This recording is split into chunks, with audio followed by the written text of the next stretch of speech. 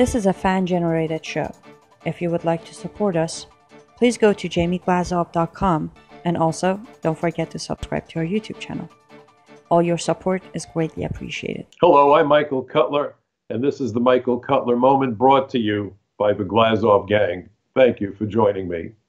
Today I want to start out my discussion with you. I want to start my commentary, if you will, by thinking back to April the 10th, 2017, when newspapers and news programs around the world reported the mistreatment of United Airlines passenger David Dow, a physician, 69 years old, who was physically yanked off an airliner in Chicago. Now, you may wonder why I'm talking about that event when my usual topic of discussion, topic of interest, is immigration. Well, as I watched the videos and saw the coverage, and boy, was it extensive, and it went on for over a week, and to them, through no fault of their own, not falls in the forest, but there's no one there, does it make a traditional question? Perhaps the question that should be asked is, if the tree falls in the forest and the news media fails to report on it, does anyone know that the tree fell in the first place? How is it that the news media could devote so much space in print, so much airtime on programs to this mistreatment of one passenger, but ignore the plight of millions of unemployed and underemployed Americans who were treated as unceremoniously as Dr. Dow? Now think about it. Allegedly injured.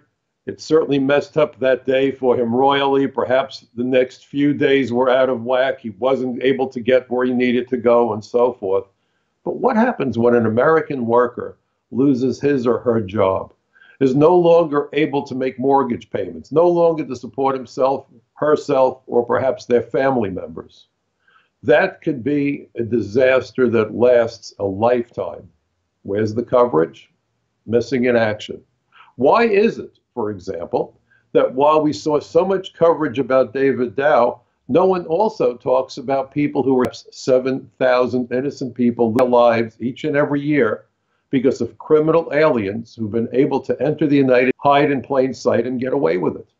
We finally have a president, Donald Trump, who's made it clear, as has his Attorney General, Jeff Sessions, as has the head of DHS, that the days of lawlessness within the immigration system were going to be brought to a speedy conclusion, that illegal aliens would be arrested, would be deported from states, that our borders would be made secure. You would think that every American, irrespective of race, religion, ethnicity, political orientation, would be cheering. And yet, while many Americans are cheering, and Donald Trump, I believe, probably won this last election because of the promises he made about immigration, think of all the rioting at Berkeley and elsewhere at the mere mention of Donald Trump's name. Understand that what we are facing today in this world is a resurgence by citizens, not just here. Look at Brexit in England, the situation in France with the elections coming up, where citizens of countries are saying enough is enough. Our borders are supposed to protect us, and they haven't been. It's not acceptable, and we want to change the dynamics. That's why Britain experienced Brexit. They've been removed from the European Union, and measures are underway to continue that process until it's a fait accompli. So this isn't something shocking. This is common sense. But how many people have been drinking the Kool-Aid for far too long? And as I look at the coverage of this guy dragged off that United Airlines flight, something else struck me. Nowhere in the coverage by the news media was there any discussion about those people who might be for or against the passenger, whether they were Democrats or Republicans, liberals or conservatives. Nobody asked how Latinos might feel about it versus people who were perhaps Caucasian, Asian, black. It didn't matter. Suddenly, this was a story about one person being treated unfairly, and the reports did not go into any of this nonsense of let's break down how people feel about it based on their race, religion, political leanings, and so forth.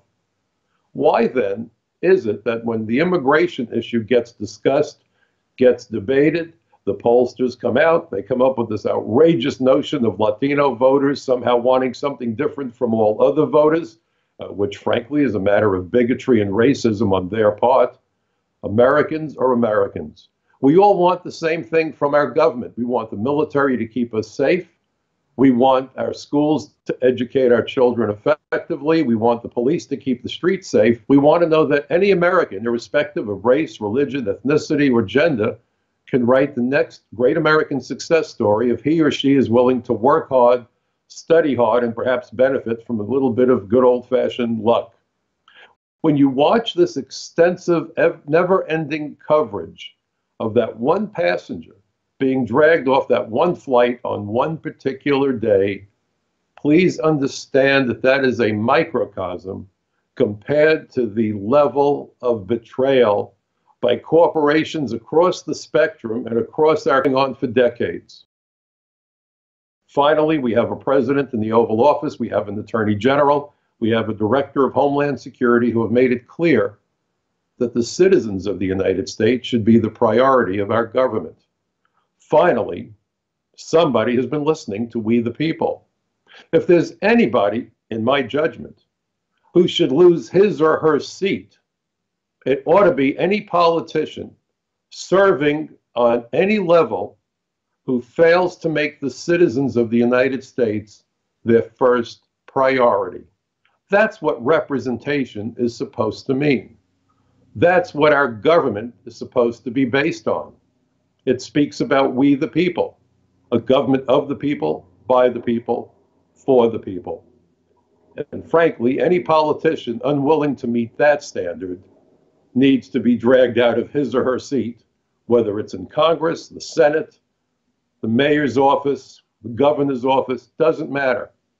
We the people need to make our politicians accountable so that the treatment that we were horrified by witnessing where one airline passenger is concerned doesn't continue to play out day after day across America as Americans are losing their lives and losing their jobs because of multiple failures of the immigration system, a system that was created in the first place to protect national security, public safety, the livelihood of Americans, and the general well-being of our nation and our citizens.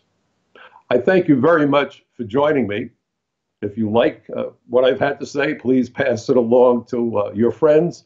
Please support the Glazov Gang at jamieglazov.com and make certain that you are subscribed to its YouTube channel. I look forward to seeing you again soon.